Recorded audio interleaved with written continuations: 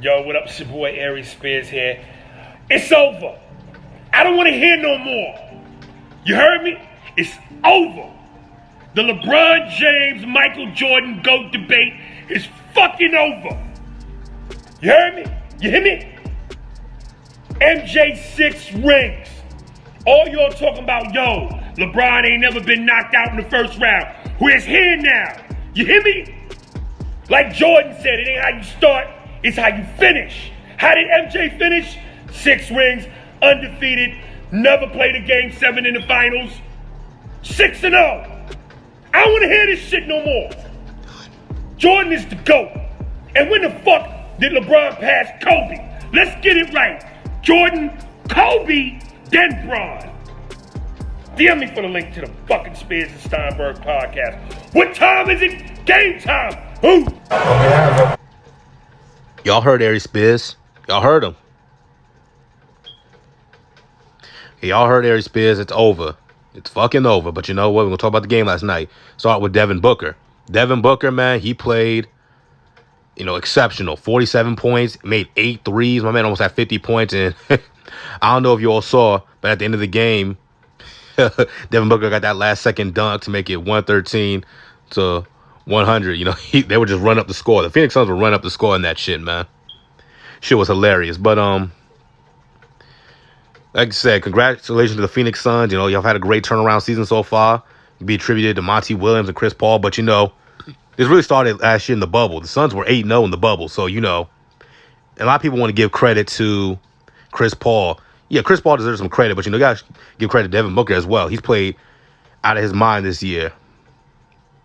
He stepped his game up. We saw it in the bubble. And I think without Chris Paul, would they have been the number 2 seed? Probably not, but they definitely would have made the playoffs. Definitely. So congratulations to Devin Booker.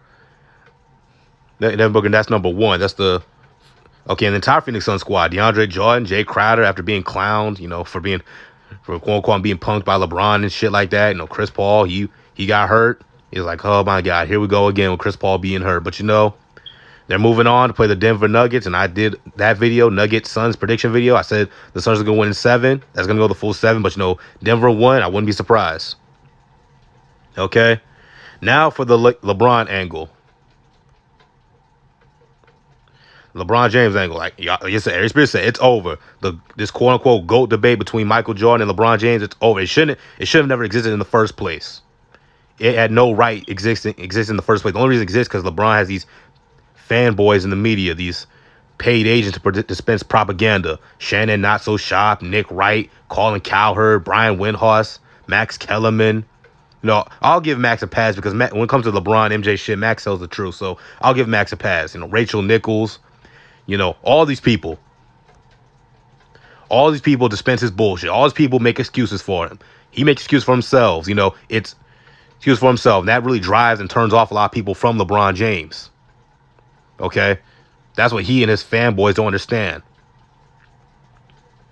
Michael Jordan. I did a video months ago called Nullifying the GOAT Debate, Part 1 and Part 2. I went over all the arguments LeBron James fans use to try to make their case that LeBron's the greatest player ever over Michael Jordan. Ugh, sounds ridiculous coming out of my mouth. But like Aries Spears said, 6-0 in the finals, never went to Game 7, 6 Finals MVPs, 5 regular season MVPs, 10 scoring titles, 9 all-defensive first teams, Defensive Player of the Year, back-to-back 200 steals, 200 steals, 100 block seasons, back-to-back years. LeBron James, who's 3 inches taller and about maybe 25 pounds heavier, never did that once.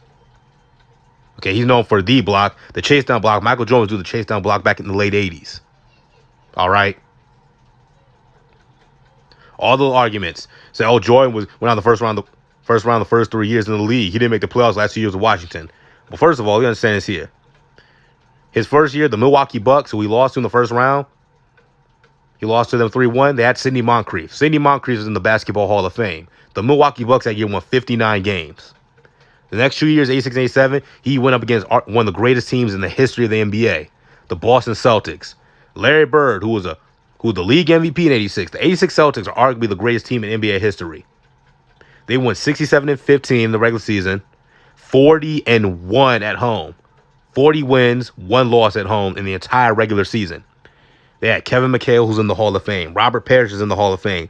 Dennis Johnson's in the Hall of Fame. Bill Walton, who was coming off the bench, he's in the Hall of Fame. Okay? That's who Jordan, and they went on to win the championship in 86 and get back to the finals in 87 where they lost to the Lakers. That's who Jordan lost to his first 3 years. A 59-win team with the Defensive Player of the Year and a legendary all-time great team led by a legendary all-time great player and Larry Bird. You don't believe me? Go watch Larry Bird NBA Career Mixtape, or go watch the video I did on Larry Bird. Called How Great Was Larry Bird? Very popular video on my channel. Go watch it. Okay? LeBron James didn't make the playoffs his first 2 years. He missed the playoffs his first year in Los Angeles, and now he got bounced in the first round. So he missed the playoffs more times than Jordan, and clearly Anthony Davis was the impactful player on the Lakers. People say LeBron, but they didn't make the playoffs without AD, and without AD, they got bounced in the first round. When they had AD and he was healthy, they won the championship. Clearly AD is the MVL, most valuable Laker. All right?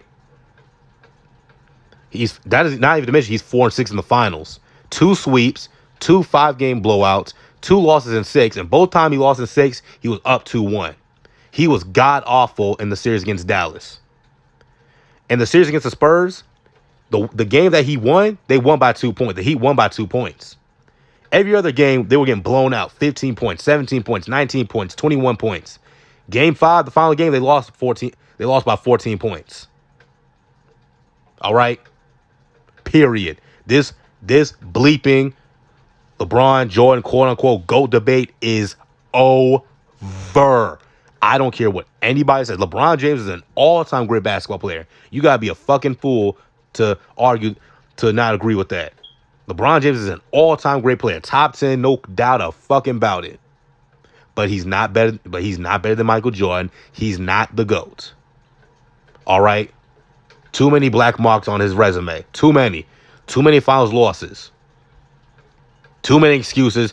Oh, he never the Warriors this, the Spurs that, D-Wade this, Kyrie blah, blah, blah. I don't want to hear it. I don't want to hear it. Y'all heard Ari Spears. It's fucking over. Michael Jordan is the greatest player in the history of the NBA. If you want to say Bill Russell, that's fine. You want to say Wilt, Kareem, hell, Magic Johnson, that's perfectly fine with me. I wouldn't agree, but you know what? Those guys have reasonable cases. You know what?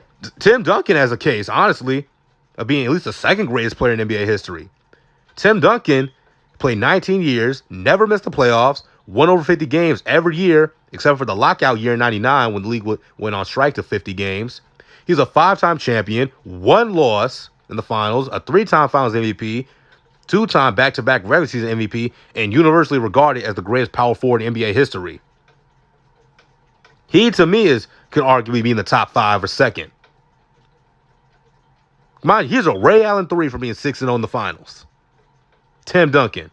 Y'all can put some respect on Tim Duncan's name. All right? But like Kenny the Jet Smith said, it's over. It's over, ladies and gentlemen.